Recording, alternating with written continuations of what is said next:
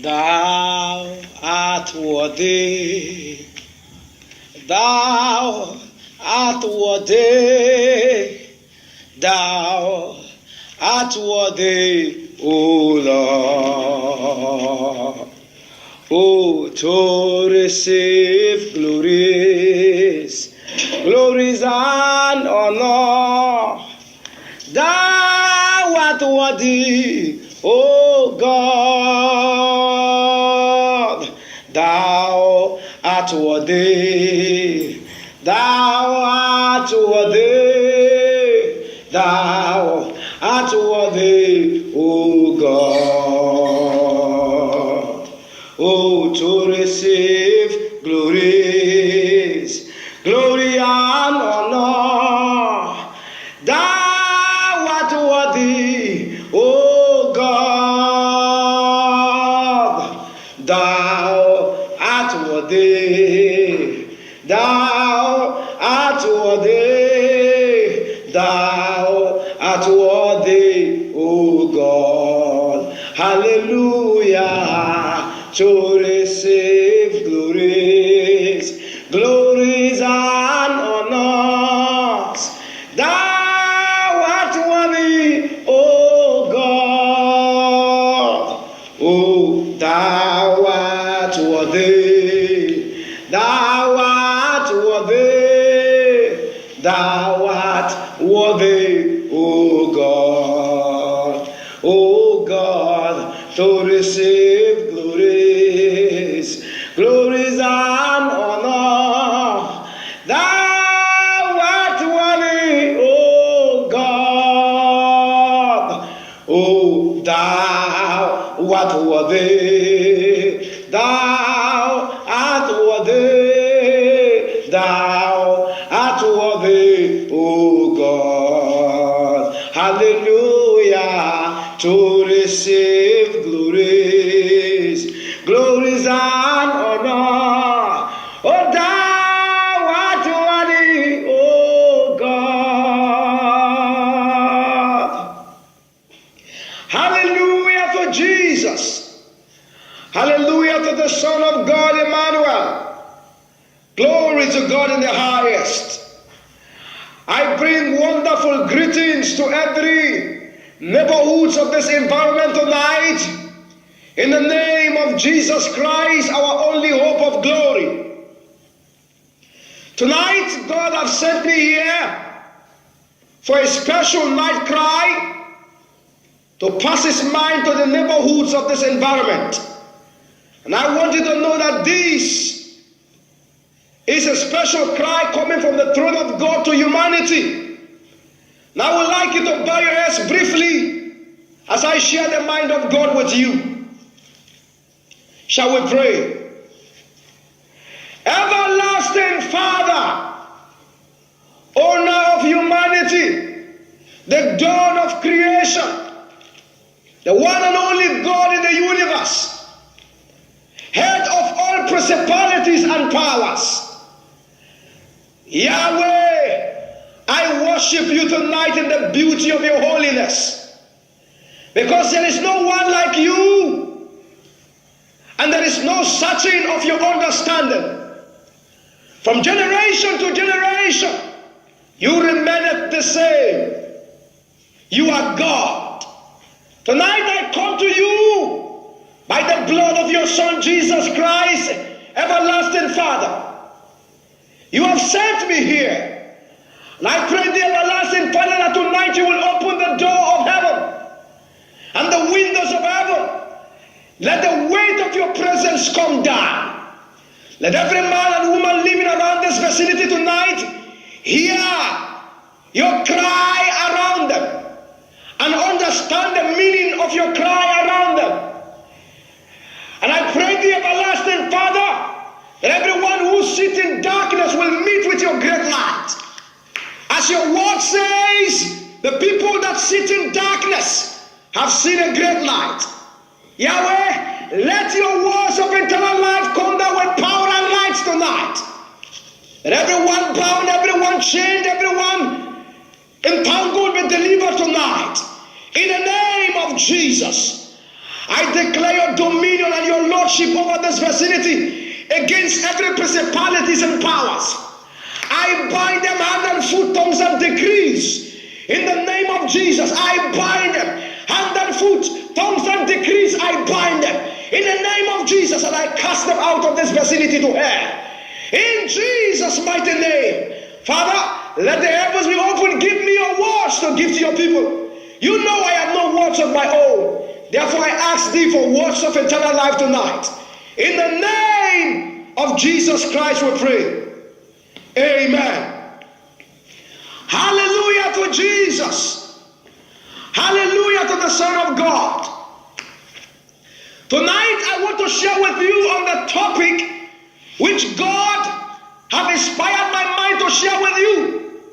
And the topic is captioned, I am involved in the matter. Listen very kindly. Someone is talking to you right now. I am involved in the matter. Listen very carefully. Someone is the one saying this to you right now. I am involved in the matter. God has sent me to tell you that He is involved in the matter. And this message is two-way. For those who have been looking up to God, waiting on God, whom God had allowed to go through rough road. And it seems you've been questioned all around. And the question is, where is your God? God says, I should let you know tonight that He is involved in the matter. And then the second part is the reason why I'm here tonight. And this is for everyone living in Nigeria. This is for everyone living in the south, south, and southeast, and west of Nigeria, north of Nigeria. God is saying, I should tell you, He is involved in the matter. I'm talking about the second part of it. Hear me. When issues begin to go rough, issues begin to go rugged, issues begin to go haywire, God will always have His prophet come around to interpret the meaning of what you see. I want you to know tonight, ladies and gentlemen, there is no smoke without a fire, and there is no fire without a smoke. God has sent me to tell you, He is involved in the matter. What is the matter? The very crisis and challenge Nigeria is finding themselves into right now. The very occurrences that are going on in the nation Nigeria. Hear the voice of the prophet of the Almighty God on your streets tonight to tell you, and you are the first to receive this message as a part one. I am involved in the matter. God says He's involved in the matter. He is the one allowing the waves to go the way it goes.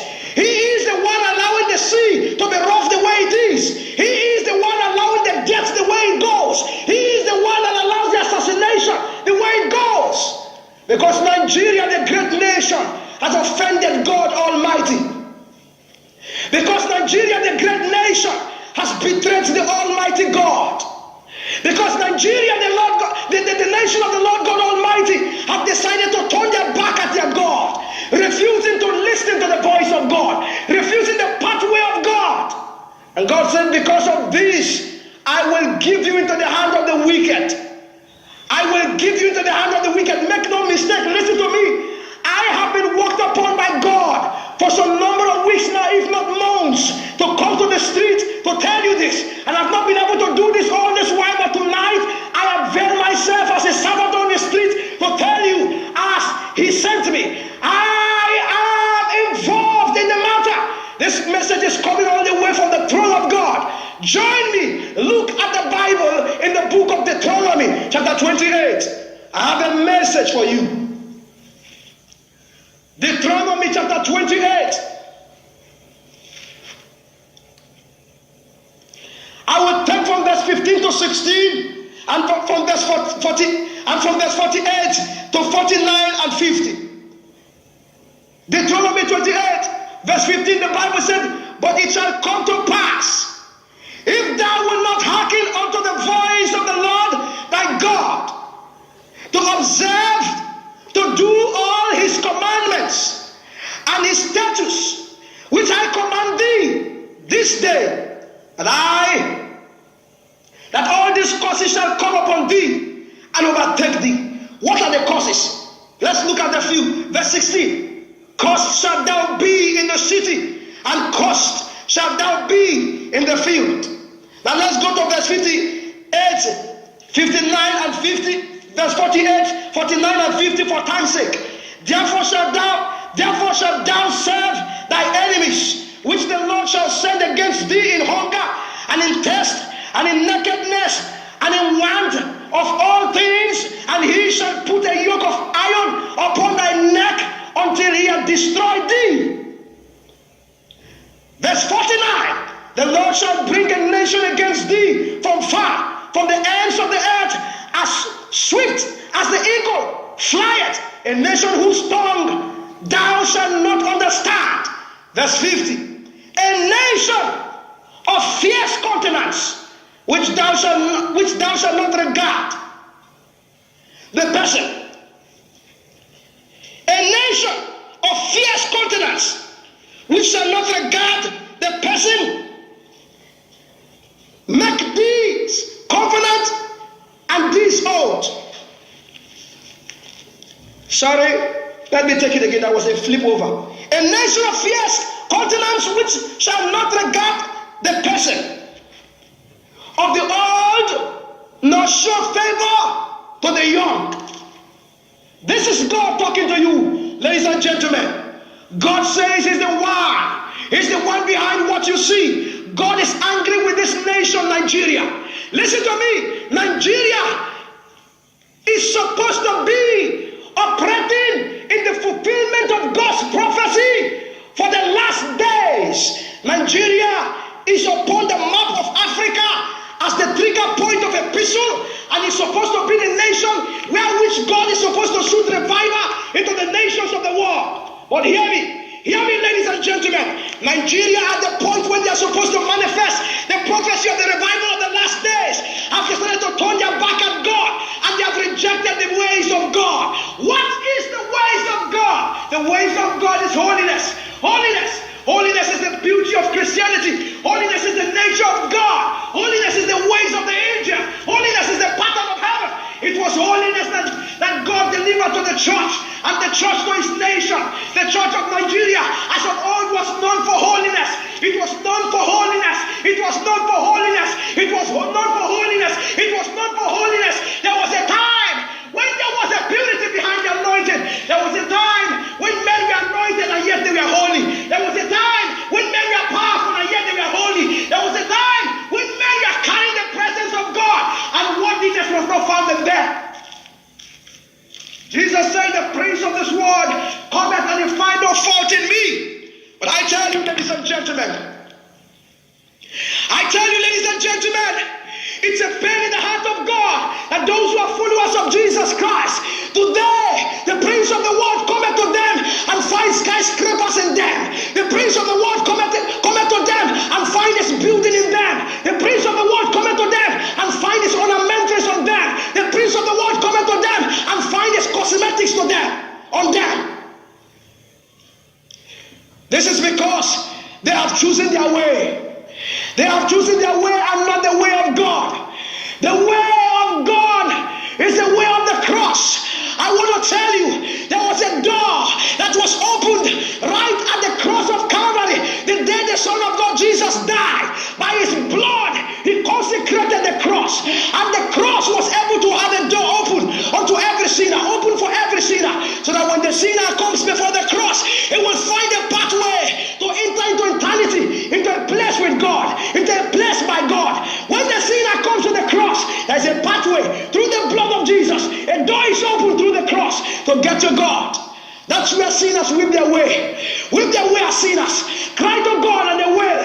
And the and give their life to Jesus and then choose to walk with God, and God becomes their God and then becomes the people of God. On that pathway of the cross of Calvary, no luggage passes through it. No luggage passes through it.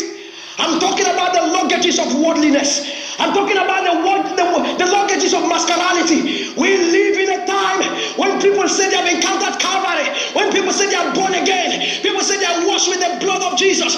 Yet, a lot of luggages are on them. And I want to tell you, the true cross of Christ can never be able to accept any luggages of the world. The world and God are two great enemies that can never come together again.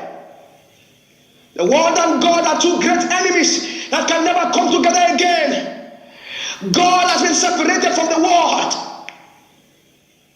and the world has been separated from God. God wants you to know tonight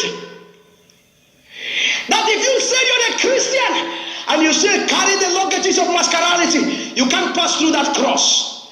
If you say you're a Christian, you say carry the luggages of Jezebelianism, you can't pass through that cross.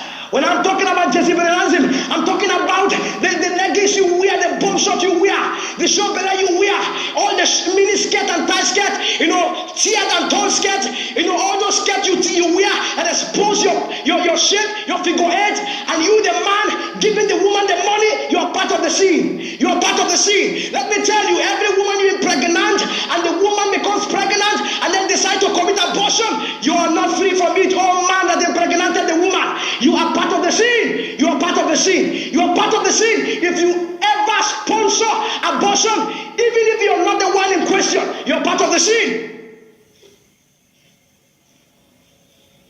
What causes this abortion? What causes this unwanted pregnancy? It is the luggages of the world. Worldliness. I'm talking about seductive clothing. I'm talking about seduction. That little tidings that began subtly and have finally ravaged the whole earth, and the whole wide world is now living on the customs and the tradition of cosmetics and seduction, and it is no longer a sin to them. Listen to me. To the world it may not be sin, but I want to tell you that my Bible tells me that God changeth not. He is the Lord God Almighty. The Bible said He changeth not. His words cannot return to Him void without accomplishing what it came for to do.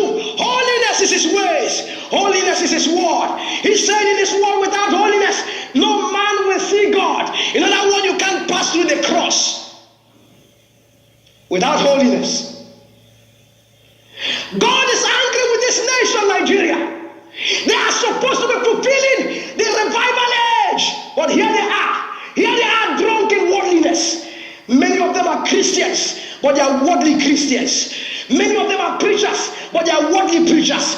Many of them are workers, but are worldly workers in the church. Many of them are ushers, but are worldly ushers in the church. They even argue with the preachers of truth. When the preachers of truth come to share the ancient, undiluted hard truth to them, they pursue them. They hated them. They say, I beg, come out here. Which can preach with this? I beg, please leave this place. Is that the gospel? You're just making a hell of noise. What is this, sir? You are saying it that way because what you met is the desecrating gospel. What you met is a backsliding gospel. What you met is the backsliding Christianity. This was not how it was at the beginning. My friend, this was not how it was at the beginning. There was a pathway of holiness, a pathway of separation from the world. When the church was holy, it was powerful and yet holy. There was a time when there was a purity behind the anointing. But now, men are anointed, but they are worldly. Anointed, but worldly. But now, men are prophets, but worldly. Prophetical, but worldly. But now, men are worldly. Pastors are worldly. Pastoral, but they are worldly. But now, men are worldly. They are evangelists, but they are worldly. They are evangelical, but they are worldly. Look at them while they walk on the road with their Bible, going to preach to the sinner. They want to preach to the sinner with cosmetics on their hands. They want to preach to the sinner with masculinity on them. I won't forget, this just remind me right now. So a few couple of months ago, right on this street, Victory Estate Street, of this and one access. I was in a particular, tailor shop, and a young girl was claiming to be a very good Christian, and I met a young man who came out, and the young man began to talk to her, and then she began to tell the young man to repent. What is he wasting time for? He should repent quickly. As she was saying repent, the young man just looked at her, cortege on her hand, and all the rub. And the young man went direct and just said, "If they tell me to repent, you when they tell me to repent, see your hand. All this is the way he paint. Now waiting." The girl laughed and said, "What did cortege get to do with Bible, with Christianity? What did cortege get to do with Christianity? Can you see that? Desecrating Christianity." The girl doesn't know that cosmetics is Jezebel's property. The girl doesn't know that cortege, all those masculinity, are Jezebel's property, because that is the kind of Christianity that they deliver to her. That is the type of Christianity they deliver to her. This is why God is angry. God is angry. He said, "I gave you a gospel of truth. I gave you a gospel of holiness. I gave you a gospel free from worldliness.